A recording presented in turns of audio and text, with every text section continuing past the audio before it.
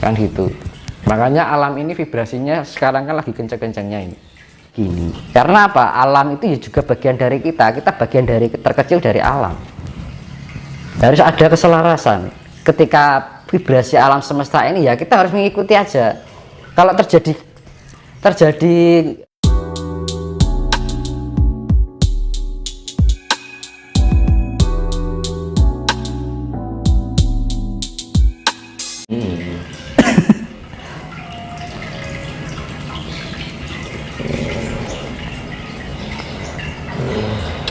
Ini Mas, ada pertanyaan dari netizen.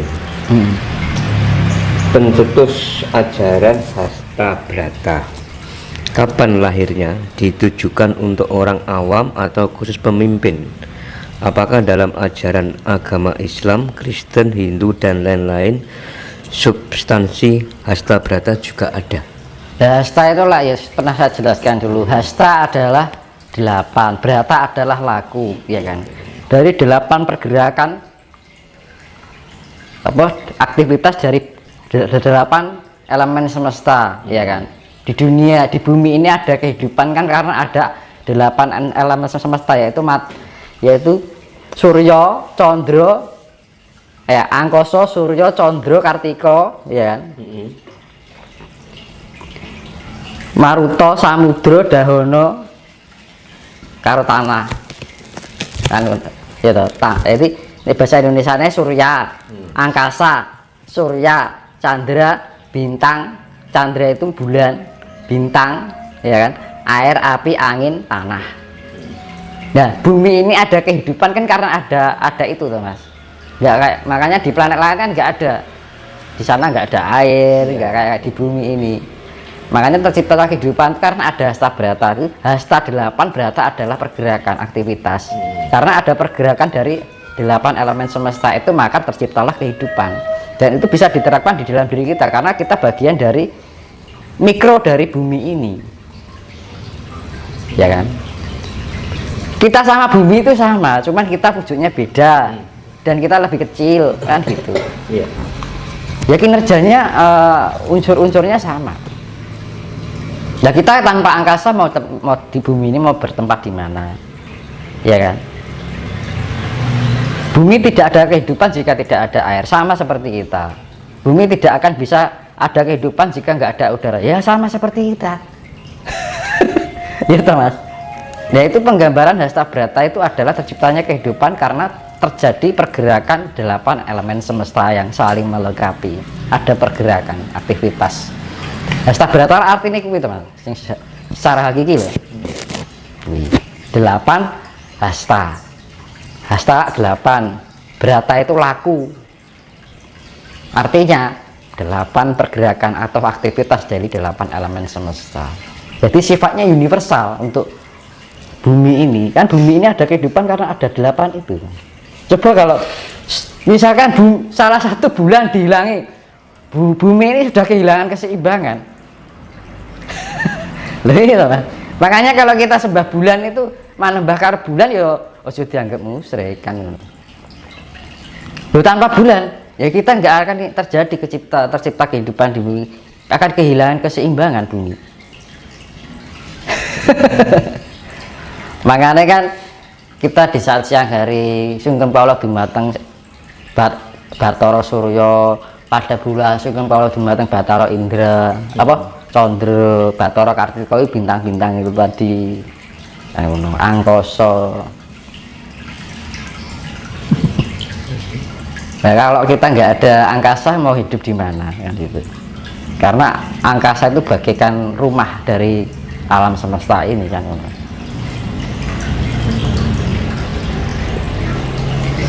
Bolehkah kita dibantu orang lain untuk membuka mata ketiga, Mas?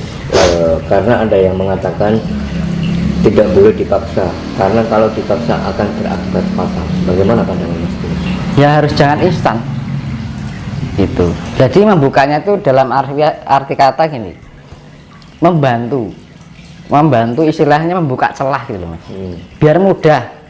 Bukan berarti kita dibuka langsung blak gitu. Tetap melalui proses, tapi diberikan kemudahan. Itu loh Mas, artinya. tetap melalui proses, cuman ibaratnya gini mas, kita membuka pintu itu dibukakan gemboknya, nanti membukanya ya di kita sendiri, sama aja melalui proses, dan membukanya juga tidak gampang.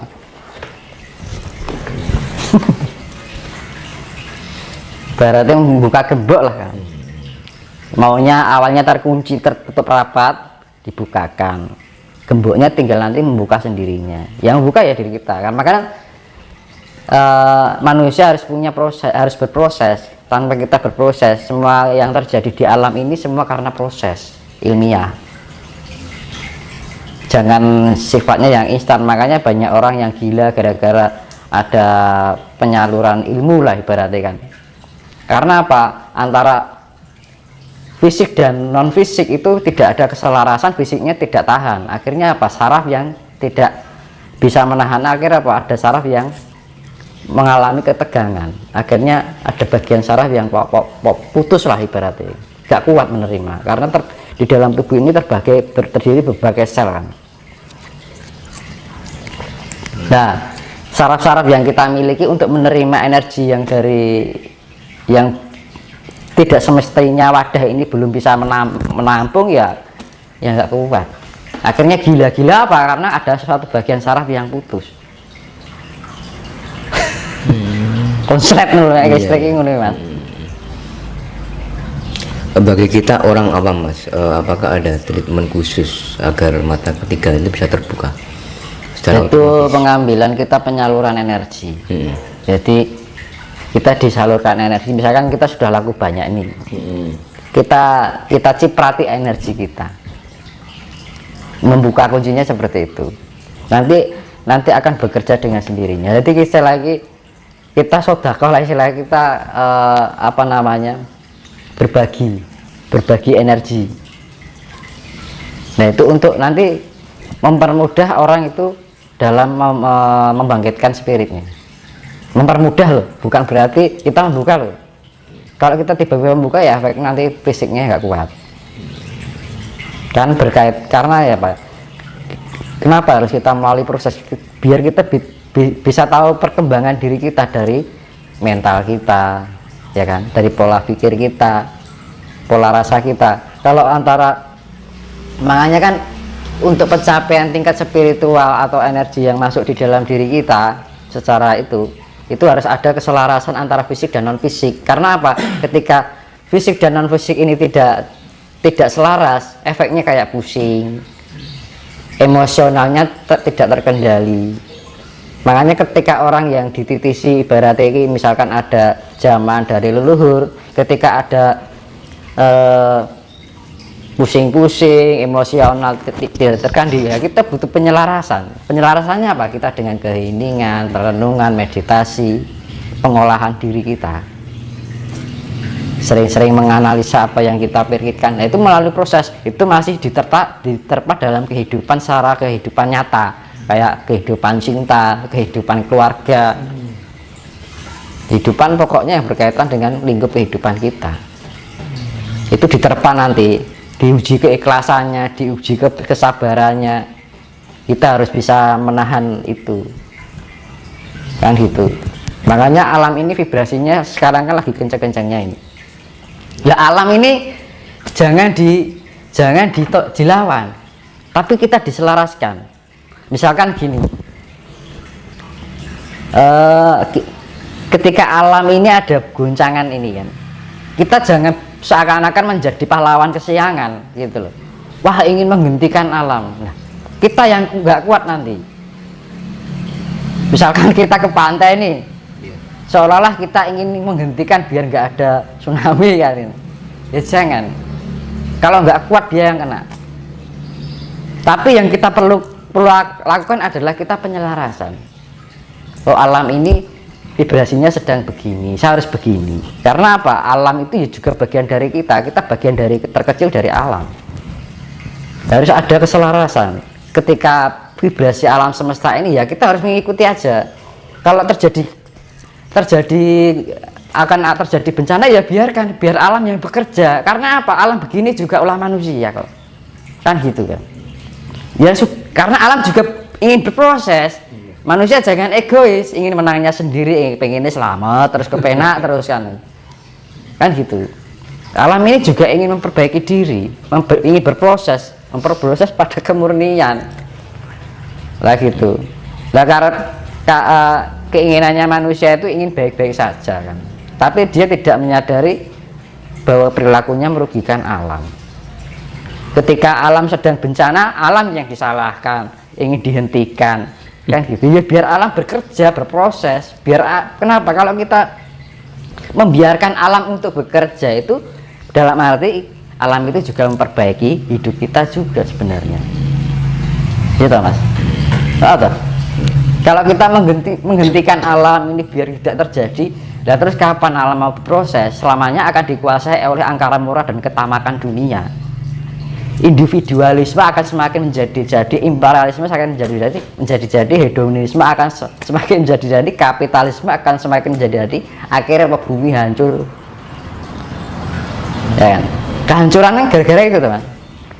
Nah itu makanya butuh keselarasan, kemurnian, butuh ada pendekatan dengan alam. Kita harus bisa merasakan apa yang alam rasakan. Nah gitu. Nah karena apa?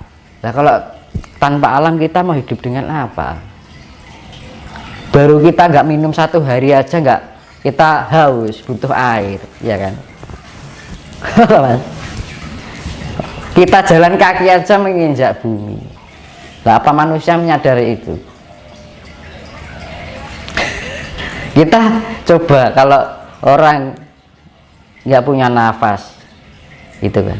Lah makanya kuncinya itu ojo sambat, ojo ngeresulo, jangan mengeluh. Hidup itu harus bisa selalu mensyukuri apapun yang keadaan. Nah kadang-kadang manusia itu sudah diberikan banyak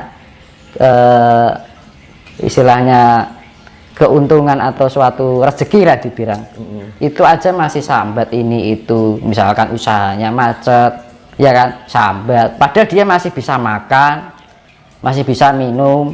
Nah itu kesadarannya di mana? Dari segi itu aja hilang kan gitu. Makanya orang Jawa itu selalu mendidik wong urip iku kudu narimo. Narimo tuh banyak dan sedikitnya itu harus diterima dengan bersyukur. Orang Jawa mendidik tidak menjadi pribadi yang ambisius, tapi alon-alon waton kelakon. Makanya di dalam Candi Cethok itu disimbolisasi adalah kura-kura bertempurung love, daun cinta. Kura-kura jalannya pelan-pelan, ya kan. Kura-kura kan simbol keabadian. Makanya ketika orang bisa menjalani kehidupan itu dengan sabar, ikhlas, orangnya akan panjang umur. Nah terus tempurungnya berbentuk cinta. Dimanapun berada kita berada, cinta itu adalah rumah kita yang selalu kita bawa. Nah tempurung kura-kura itu, kura-kura kalau ada bahaya dia berlindung pada tempurungnya. Nah kita berlindung dengan kasih itu tadi. Manakala kita bisa menerapkan kehidupan di dalam kasih ini, Tuhan akan melindungi kita, alam pun juga. Orang kalau mempunyai kepribadian asih, dia nggak akan mempunyai musuh. Delalah itu mas. Di mana-mana selalu dihargai, disegani lah ibaratnya kan gitu. Terus gini mas, apa sih keistimewaan jika seseorang sudah terbuka mata ketiga? Ya kita lebih mengetahui sak gelaring jagat mas. Kita lebih memahami dari esensi dari alam semesta ini. Oh alam itu begini, oh prosesnya begini. Jangan diarahkan hanya suatu hal yang mistis saja kan gitu. Nah itu loh, kadang-kadang hanya diarahkan hal yang sifatnya mistis, klenik kan gitu. Tapi kalau kita sudah terbuka oleh mata yang namanya mata ketiga, kita lebih bisa memahami esensi dari alam itu. Oh alam itu bekerjanya seperti ini loh. Lah aku itu bagian dari alam. Ya sama seperti alam. Akhirnya kita lebih paham bagaimana kita hidup di dunia ini.